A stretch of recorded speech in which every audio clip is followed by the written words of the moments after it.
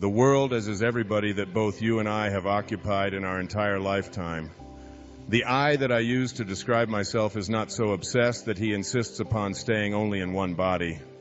In fact, the I that is me finally recognizes the ancient spiritual truth spoken by divine masters since antiquity.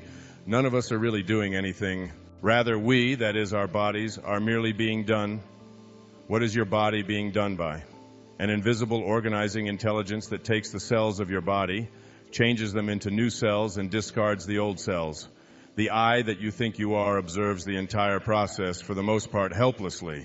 The physical body that you think of as you is rearranged in a pattern designed by a formless intelligence independent of your opinion. This I that you use to describe yourself isn't the physical form that you occupy and take with you everywhere. Quantum physics states that the body you're occupying while listening to these words right now is completely different from the body you were in when you listened to the previous paragraph. Such is the nature of the physical world in which we all live. The ancient philosopher Heraclitus put it this way several thousand years ago, and it's true today. All things are in motion and nothing is at rest. You cannot go into the same river twice. A river is a constantly changing phenomenon, as is a tree, a mountain, a goat, a human, and the entire physical universe, including Earth. That which defines a thing, therefore, is not physical in nature, it's metaphysical. When asked, what is real? An ancient spiritual avatar responded without hesitation. That is real, which never changes. Since your body is in a continuous state of change, it really isn't real according to this definition.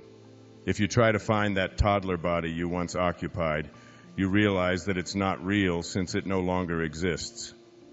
Even while you were in it years ago, you couldn't call it real, because the moment you pinpointed it and defined it as real, it would be something else, something new. What you're calling real would already have disappeared. Still, you know with all of this change taking place that there is a changeless component to who you are. The I in that toddler body hasn't changed. It's in the body that you currently occupy. The I is your higher self, changeless and real. This higher self is who you are.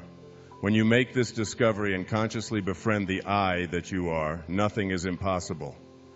In the previous section, I explained the necessity of creating a new concept of yourself as an infinite spiritual being having a temporary human experience. As you listen on, keep in mind that if it is changing, it's not real. The I in the question, who am I, isn't anything that involves the physical you, since that continuously changes and disappears. Therefore, to answer the question, who am I, with any reference to your body and its various talents, accomplishments, accumulations, or physical prowess, is to define yourself as unreal.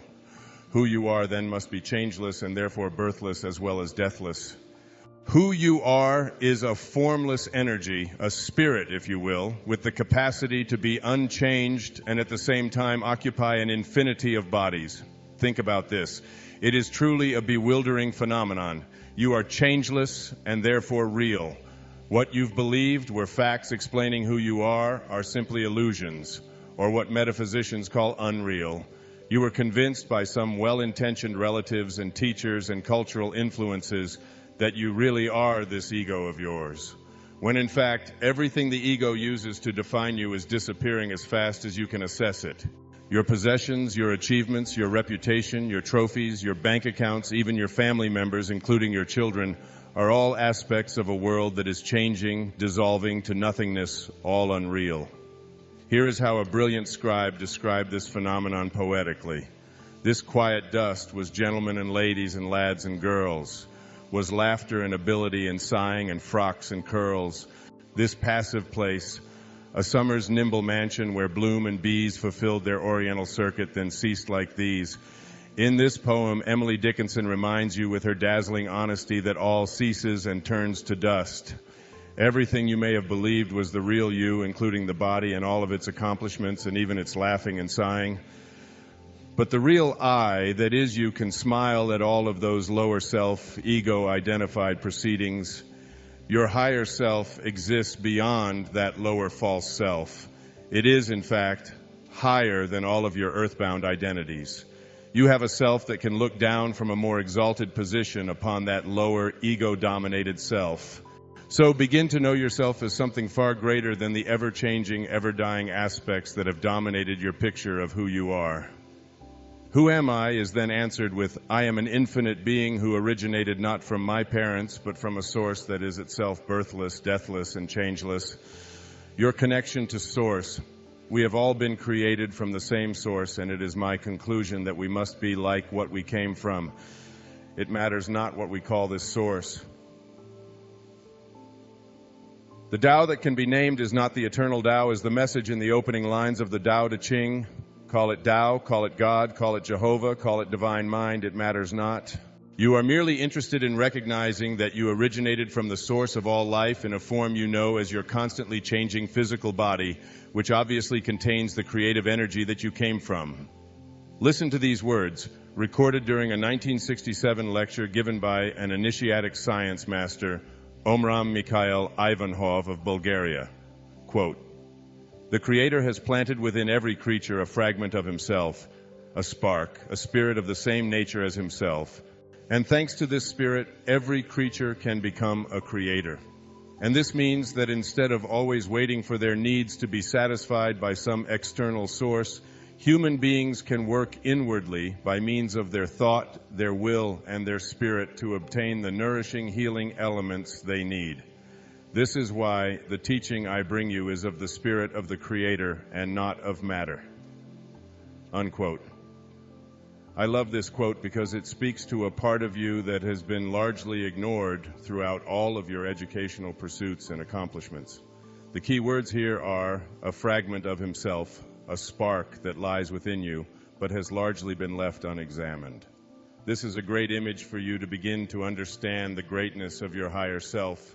There is a spark of God within you that is the invisible I've been alluding to. It is that which you cannot grasp with the senses. It beats your heart, it grows your hair, and it keeps your lungs breathing in and out. You've become accustomed to taking it for granted while putting the major focus of your life on the physical. That is the unreal part of you. My objective in this chapter and the next is to inspire you to recognize that a spark, a tiny fragment of the creative source of the universe, is located within you and to help you increase the power of that spark so it becomes the primary force in your everyday life. Review the first chapter and affirm your willingness to change your concept of yourself to help you recognize and increase that spark. Then dedicate yourself to exploring this higher self that I'm talking about. Your higher self is that spark, but a spark is an infinitesimal portion of your physical being. If you weigh, say, 150 lbs, that spark weighs maybe 1/100th of an ounce or 1/1,000,000th of an ounce. This is only a symbolic image because the spark is unchanging, but I'm encouraging you to conceptualize that spark of God inside of you. Imagine it growing to double its size, then a tenfold spark, then maybe a shred, then a segment, then a chunk, then a lump, then a piece, then a section, and just perceive that spark of God as the real you, becoming visible through your loving and inviting attentiveness until you feel the sacred presence of your higher self as the guiding light of your life. Ultimately, as I'll talk about later, it will overtake the you that's been dominated by an ego and your sensory apparatus. That former speck of a spark will become the foundation of your life. You might conceptualize this former spark as a sacred light inside of your head that is the same size as your brain. Now you've had a big piece of God to assist you in attaining a status wherein the fulfillment of your wishes becomes a no-brainer, or perhaps you'd call it a new-brainer. This new brain is comprised exclusively of infinite God energy, your higher self at work every day. I want you to seriously contemplate another observation made by the initiatic spiritual master, Omram Mikhail Ivanhov, in a lecture given in January of 1971.